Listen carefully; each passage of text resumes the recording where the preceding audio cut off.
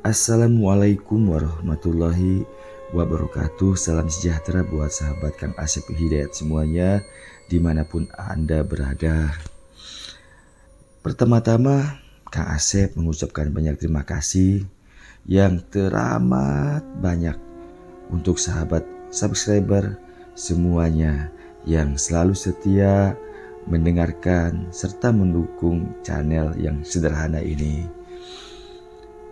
Semoga saja sahabat semua selalu mendapat balasan yang terbaik dari Allah Subhanahu wa Ta'ala atas dukungannya terhadap Kang Asep Hidayat.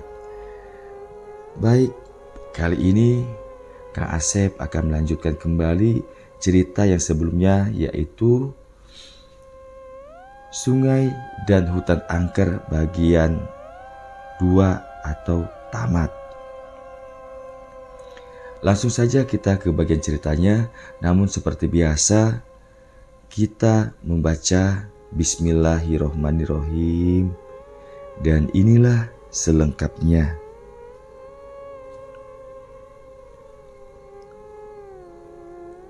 Suasana yang sebelumnya terang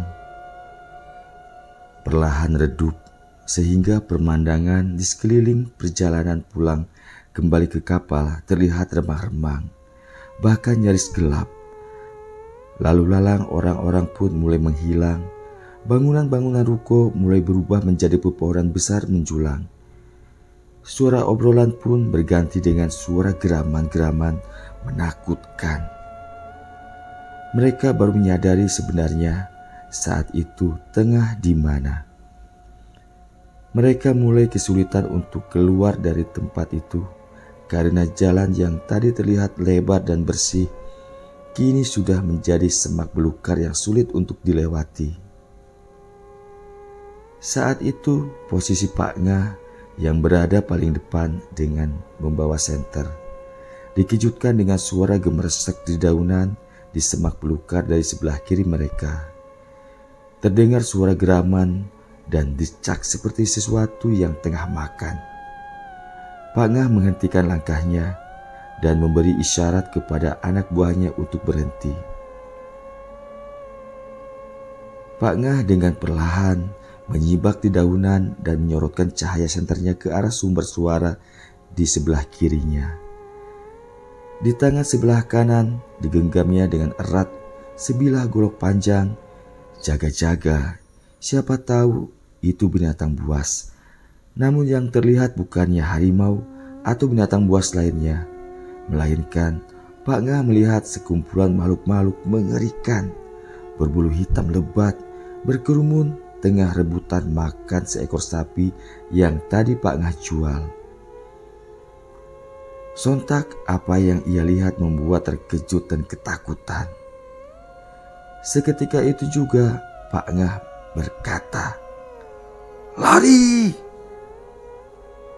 Pak Ngah dengan teriakannya berlari dan diikuti semua anak buahnya.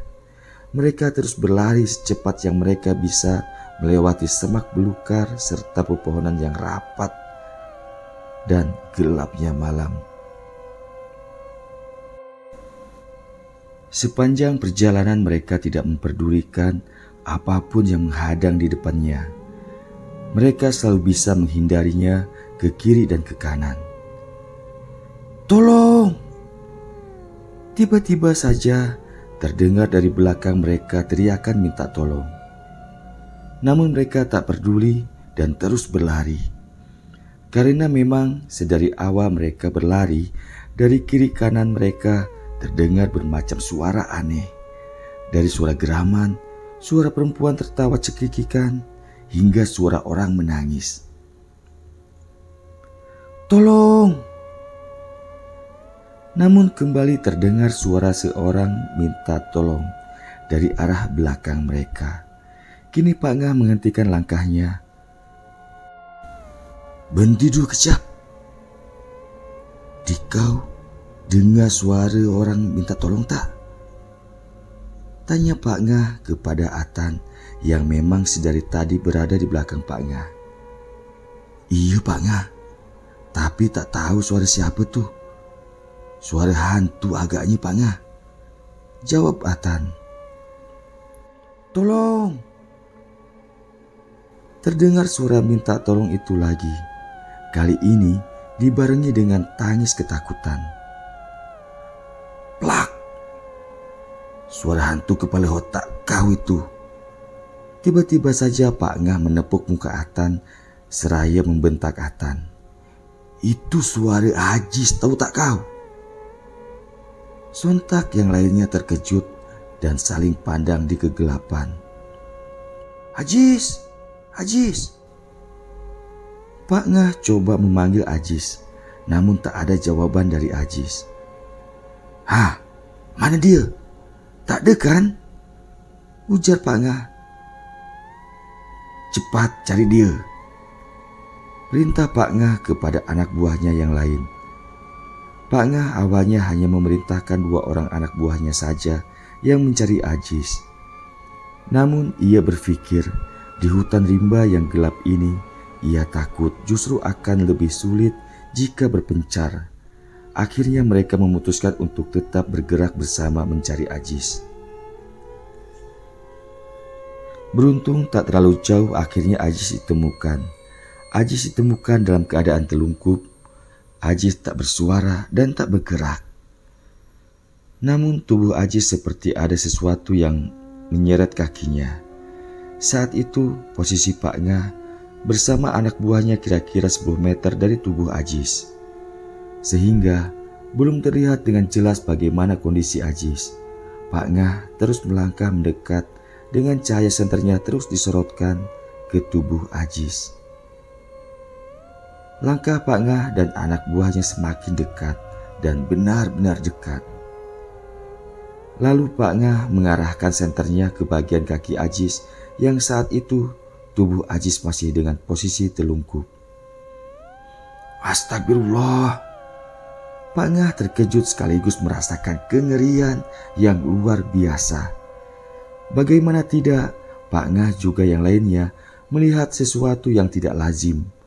2 potong tangan sebatas siku dengan kuku panjang dan runcing berwarna hitam tengah menyeret tubuh Ajis yang tak bergerak itu. Tarik! Teriak Pak Ngah.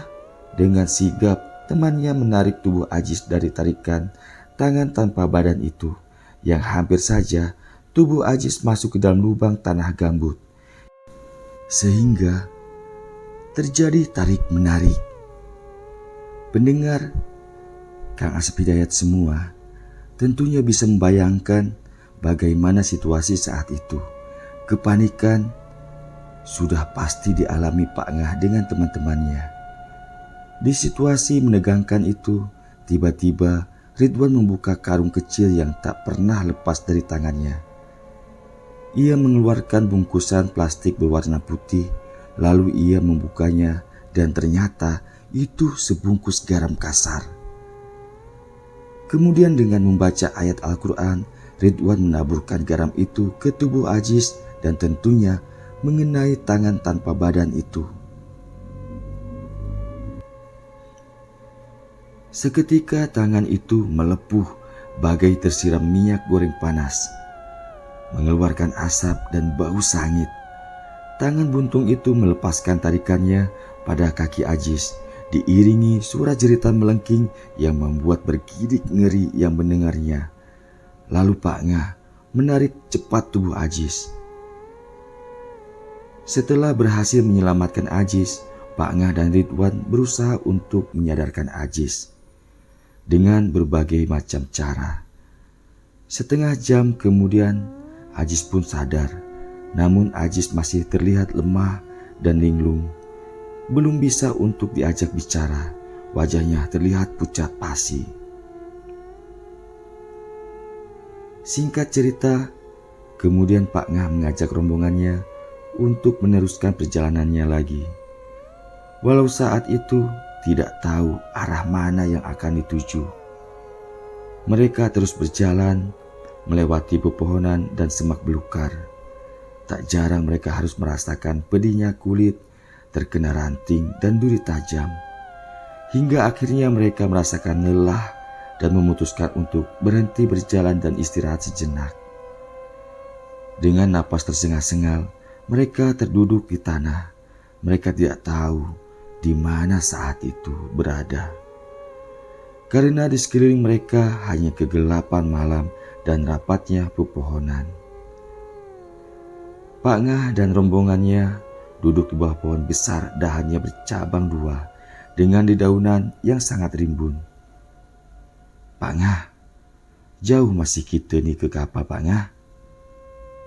bisik Atan bertanya kepada Pak Ngah.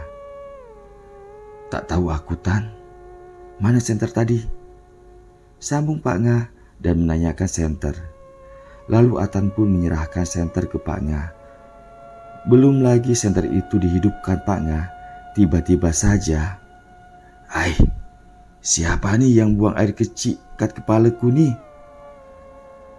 Dalam kegelapan, Atan bertanya siapa gerangan yang saat itu telah buang air kecil di kepalanya. Atan merasakan kepalanya basah, layaknya sesuatu yang menyiram kepalanya dengan cairan hangat dan tentunya berbau busuk.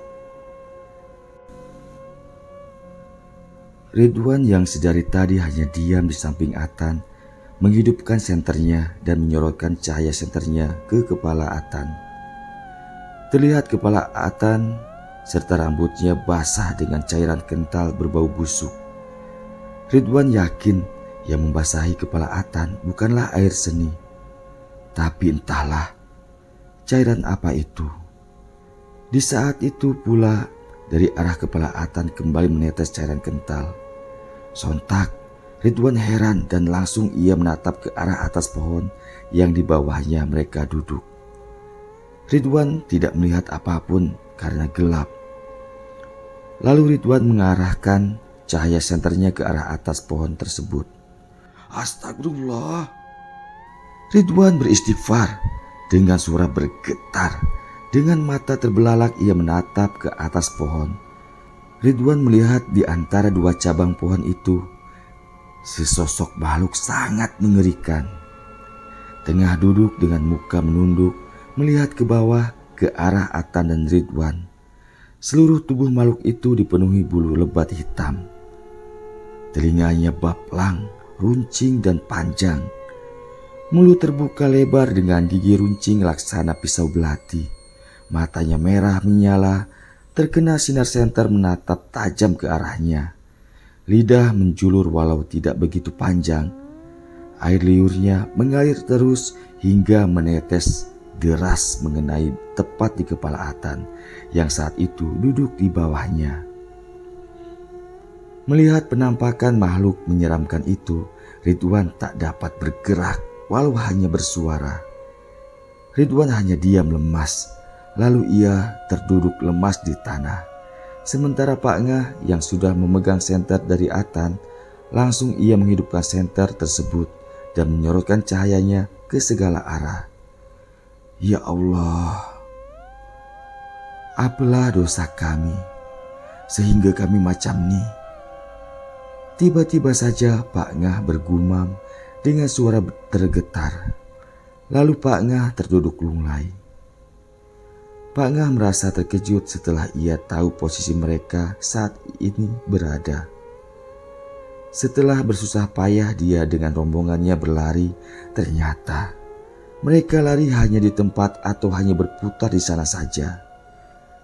Pak Ngah terduduk di tanah hutan yang lembab itu.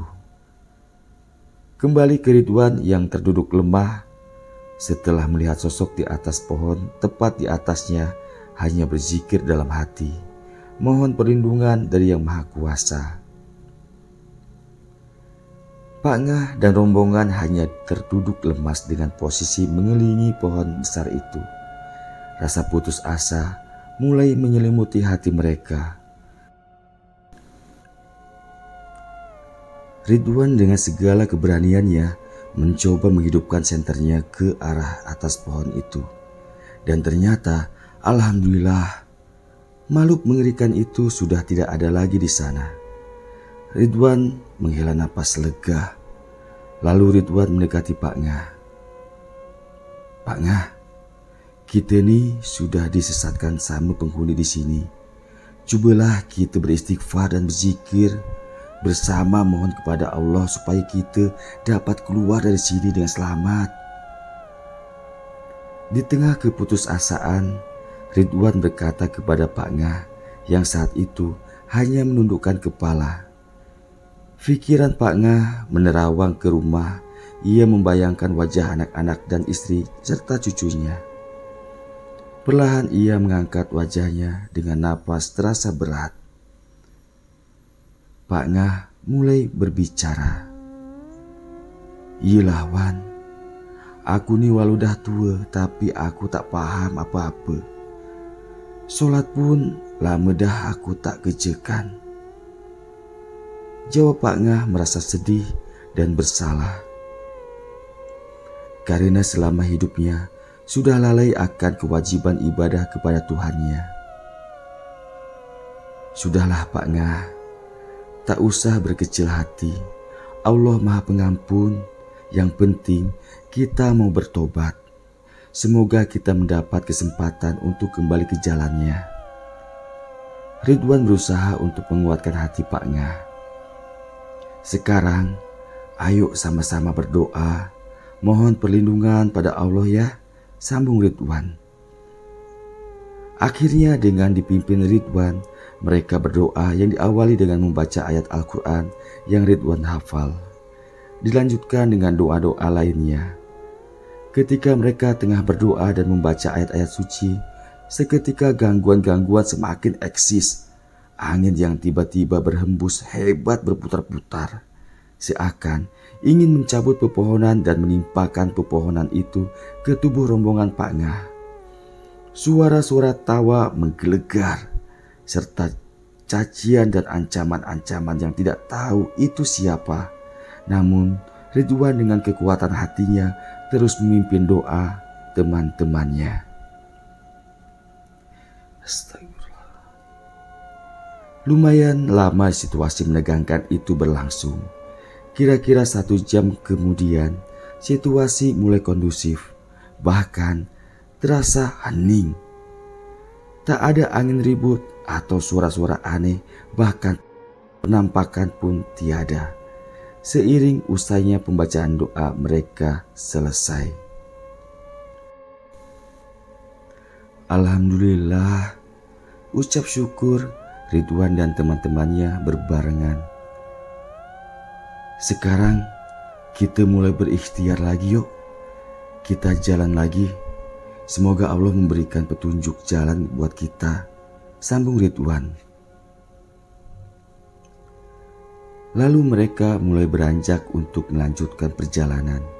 Dan sekarang dipimpin oleh Ridwan. Mereka terus dan terus berjalan sambil membaca sholawat Nabi.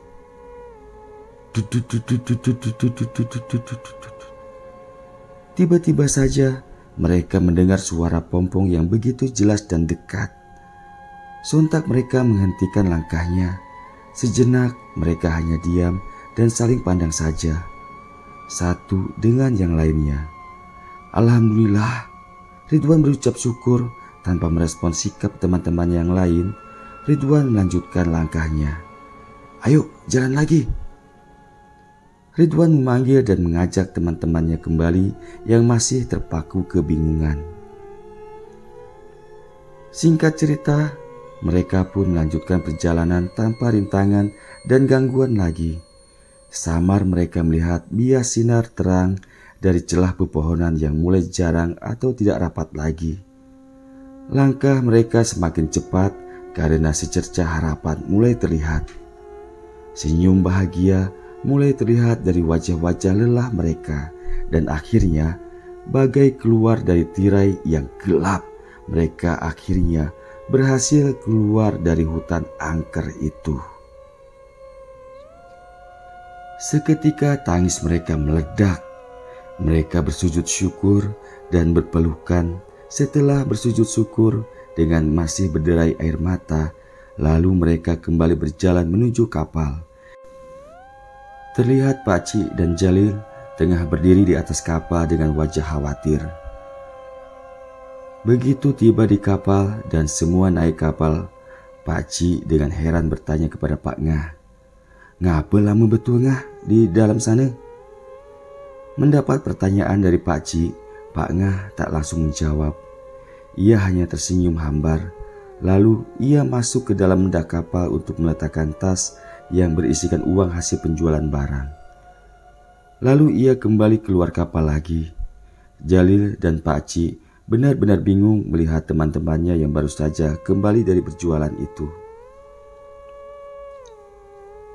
Namun Jalil dan Pakcik tidak berani lagi untuk bertanya, karena semua yang baru saja kembali tak banyak bicara, selain hanya duduk termenung dengan wajah begitu pucat dan terlihat lelah. Pakcik lalu menghidupkan mesin kapalnya. Jalil pun segera menarik jangkar dari sungai. Ridwan yang sedari tadi diam dan duduk di bagian depan sebelah kanan kapal, tiba-tiba saja berdiri memandang ke arah hutan angker itu. Ridwan melihat semak rumput ilalang yang tebal lumayan luas sekitar 40 meter dari pinggiran hutan hingga tepian sungai itu terlihat bertumbangan, perlahan hingga rata dengan tanah. Seakan rumput ilalang yang tebal itu terinjak atau tergilas sesuatu yang besar dan berat, atau terinjak pasukan yang ramai bergerak maju ke arah tepian sungai. "Pakcik, cepat!" Ridwan berdiri dan berteriak agar Pakcik segera melajukan kapalnya. Namun karena besarnya suara mesin kapal itu, Pakcik tak mendengar dengan jelas teriakan Ridwan. Dengan sigap Ridwan berlari ke arah kemudi, lalu tanpa bicara Ridwan menambah gas mesin kapal. Sontak apa yang dilakukan Ridwan membuat Pakcik terkejut bahkan marah. "Hei, apa yang kau buat nih? Mengacau je!" bentak Pakcik ke Ridwan. Namun Ridwan tak peduli dengan bentakan Pakcik. Bahkan Ridwan memutarkan kemudinya ke kiri sehingga dengan kecepatan tinggi kapal bergerak, menukik, belok dan bergerak ke kiri. Beruntung sungai itu dalam dan luas, sehingga dengan satu belokan kapal kayu itu berhasil berbalik arah ke sebelah kanan lagi ketika berbalik arah atau di posisi seberang hutan angker itu. Hampir saja kapal itu terbalik ketika memutar tajam tadi.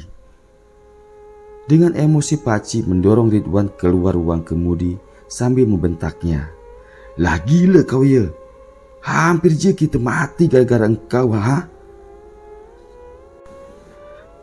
Tengok Pakcik!" Dengan tak kalah keras suara Ridwan menimpali ucapan Pakcik, seraya menunjuk ke arah di mana kapal mereka tadi bersandar. Seketika Pakcik beristighfar dengan mata terbelalak. Apa tuan?" Dengan suara tergagap Pakcik bertanya kepada Ridwan. Ridwan tak menjawab, ia hanya diam dan menggelengkan kepala saja. Terlihat di tepi sungai di mana kapal mereka bersandar telah berbaris makhluk-makhluk tinggi besar hitam dan berbulu lebat dengan tangan panjang hingga nyaris menyentuh tanah. Pakcik baru memahami mengapa tiba-tiba Ridwan bertindak seperti tadi. Kapal mereka terus melaju meninggalkan hutan dan sungai angker itu. Hampir 1 jam kapal rombongan Pak Ngah meninggalkan hutan itu. Pak Ngah keluar dari kabin kapal dan menuju ruang kemudi.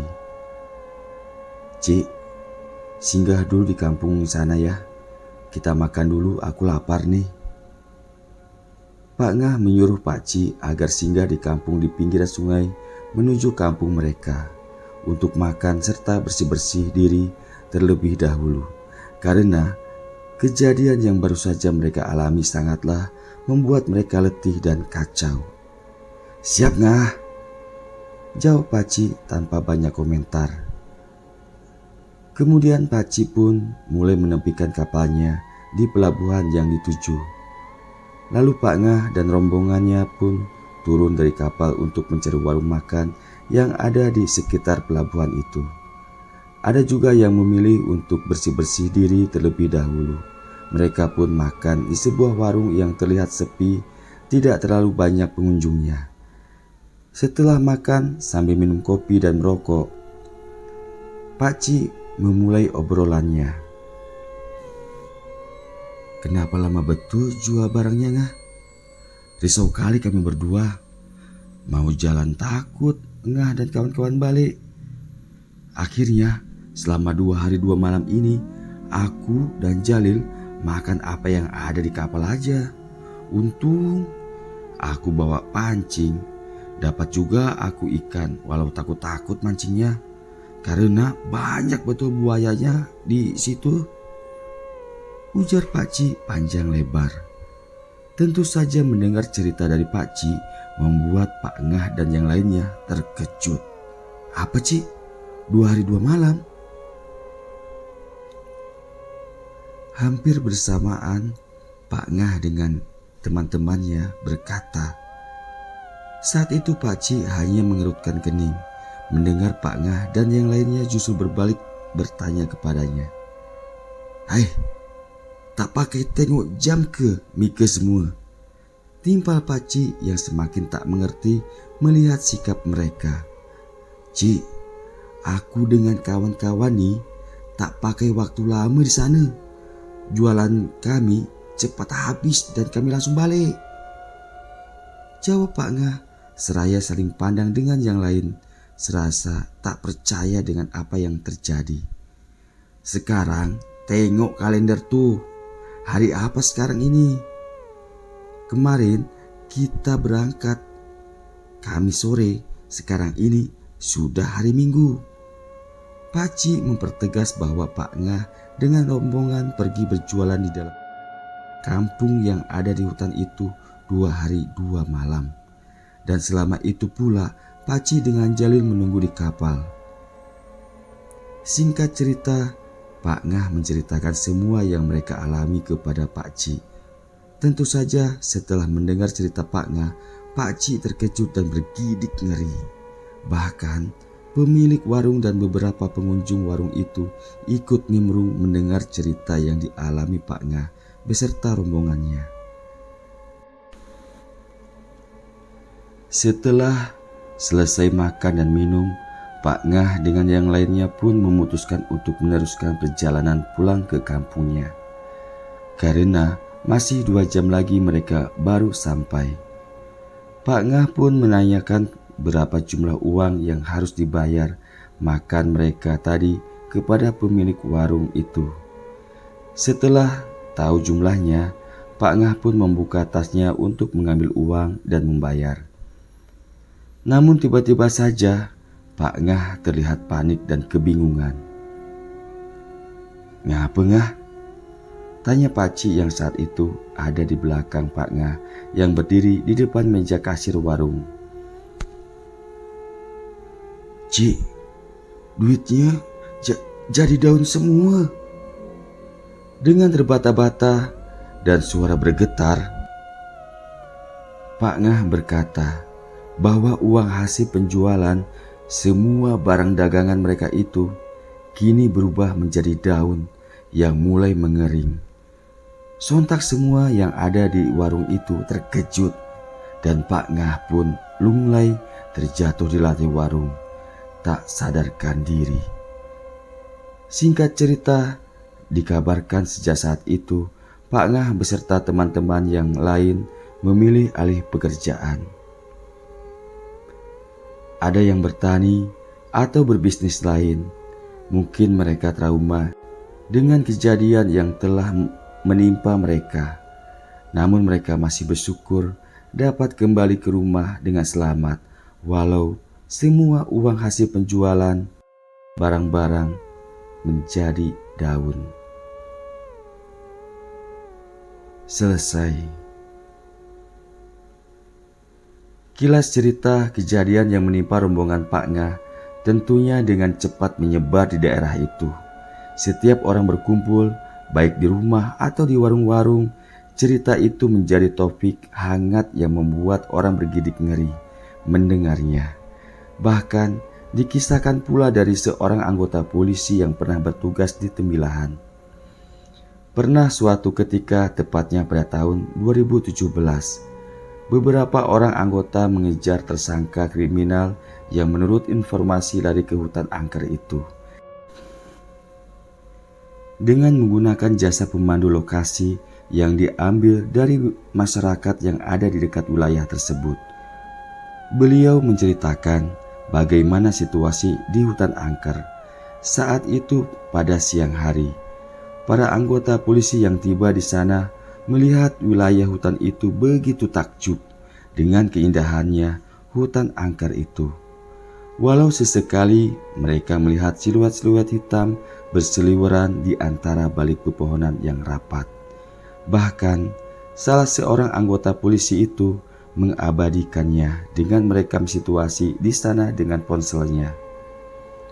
Singkat cerita, rombongan anggota polisi itu pun tak lama berada di hutan angker itu dan memutuskan untuk keluar dari hutan dan kembali ke kota Tembilahan. Namun beliau narasumber tidak mengatakan atau menjelaskan apakah tersangka yang dicari itu dapat atau tidak. Namun setelah tiba di kesatuan, salah satu anggota kepolisian yang sempat mengabadikan situasi di hutan itu membuka galeri ponselnya, hendak memamerkan keindahan hutan itu kepada rekan-rekannya. Namun yang terjadi hasil rekaman video itu menjadi black light atau menjadi hitam gelap. Tidak terlihat gambar apapun. Hingga saat ini dikabarkan masyarakat setempat merasa takut dengan hutan tersebut. Jangankan untuk memasukinya, sekedar melintas saja enggan, apalagi pada saat malam hari. Demikian akhir dari kisah ini. Semoga berkenan. Mohon maaf jika masih banyak kesalahan dan kekurangannya. Dukung terus Kang Asep Hidayat agar channel ini terus berkembang. Demikian saya akhiri. Wassalamualaikum warahmatullahi wabarakatuh.